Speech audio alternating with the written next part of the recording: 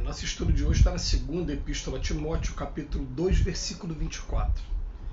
Ao servo do Senhor não convém contender.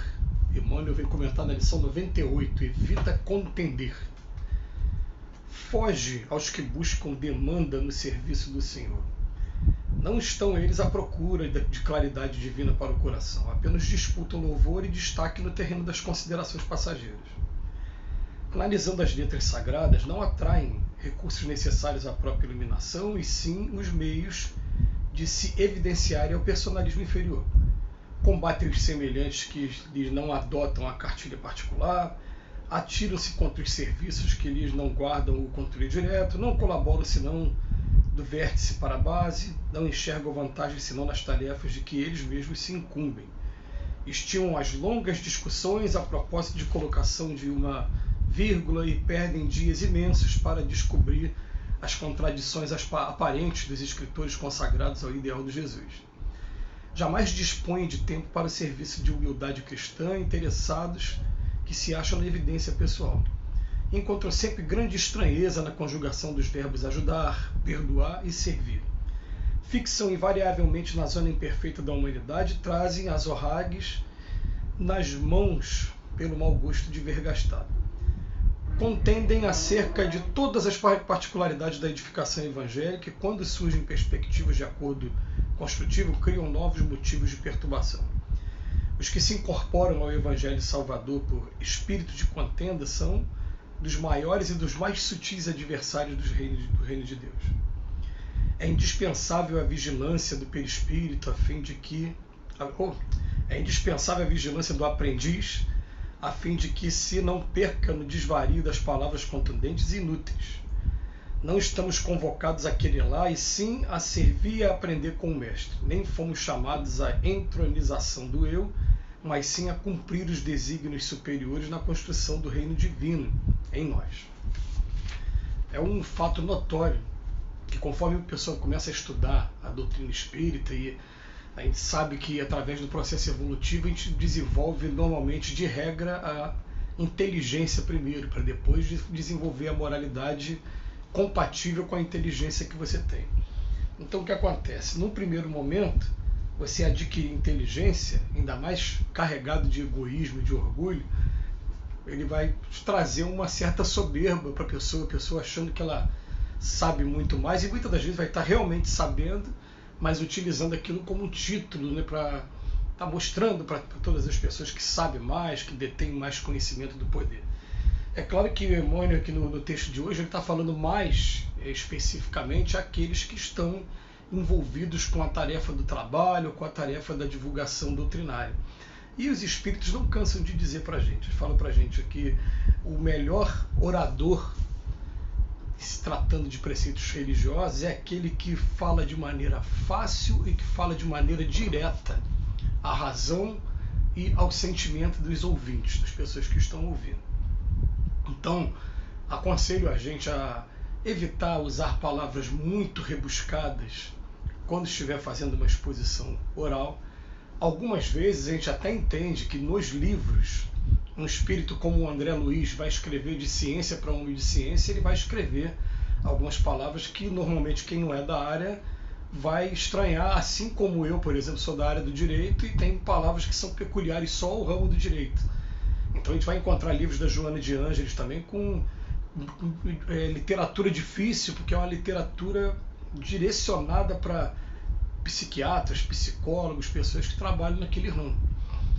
Mas a gente vai encontrar também, em determinados momentos, livros, tanto do André Luiz como da Joana de Ângeles, já que eu falei dos dois, aqui os dois como exemplo, bem direcionados ao público em geral.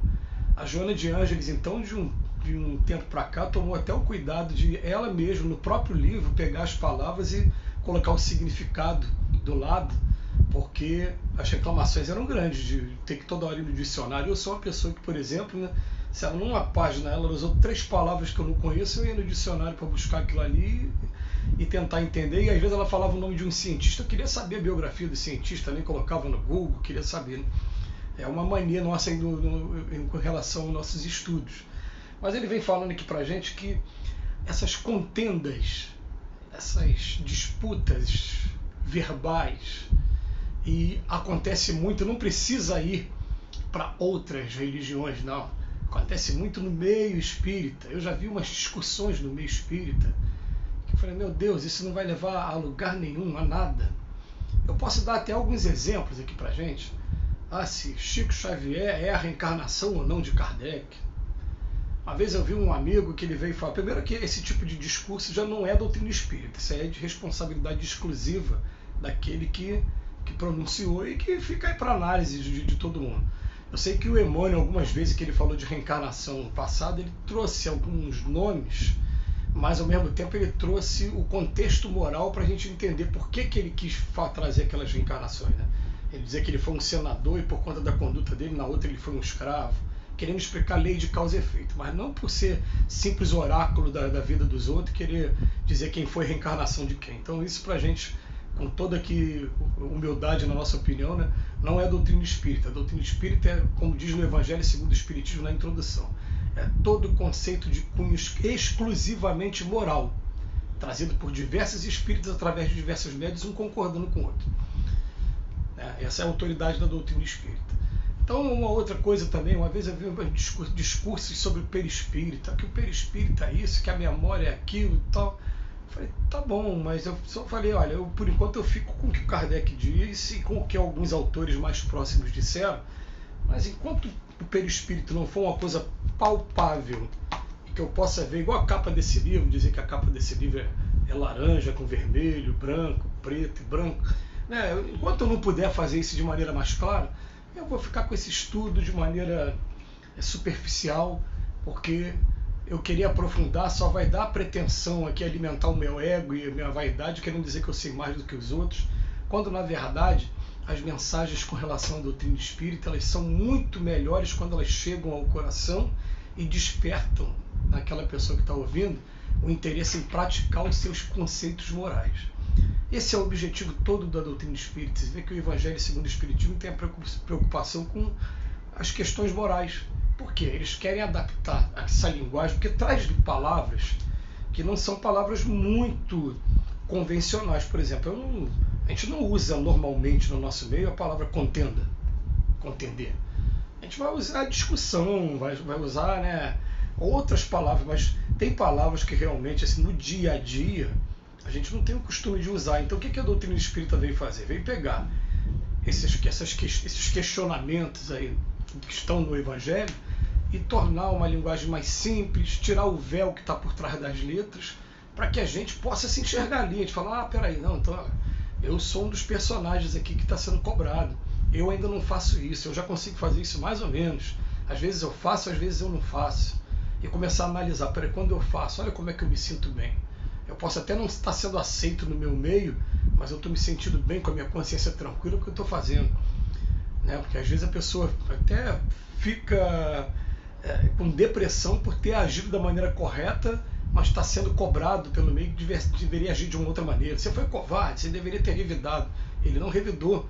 Ele usou o conceito do Cristo, bateu numa face da outra face, mas ele acaba ficando até triste por isso. Mas o que acontece? Essas contendas, já disse o Espírito de verdade para a gente, em primeiro lugar, amai-vos. Em segundo lugar, instruí-vos. Ele colocou o amai-vos acima de qualquer coisa. Também Allan Kardec, na introdução do Livro dos Espíritos, tem um momento que ele fala assim, esse negócio de palavra, vocês se entendam. Vocês querem chamar disso, querem chamar daquilo, quando ele vai trazer os conceitos lá de alma, ele fala, eu estou trazendo esse conceito básico aqui para a gente poder estabelecer uma didática aqui na hora do estudo. Mas vocês se entendam aí, não, isso aí é com vocês, a gente não tem que ficar, a gente vai trazer a ideia para vocês. Né?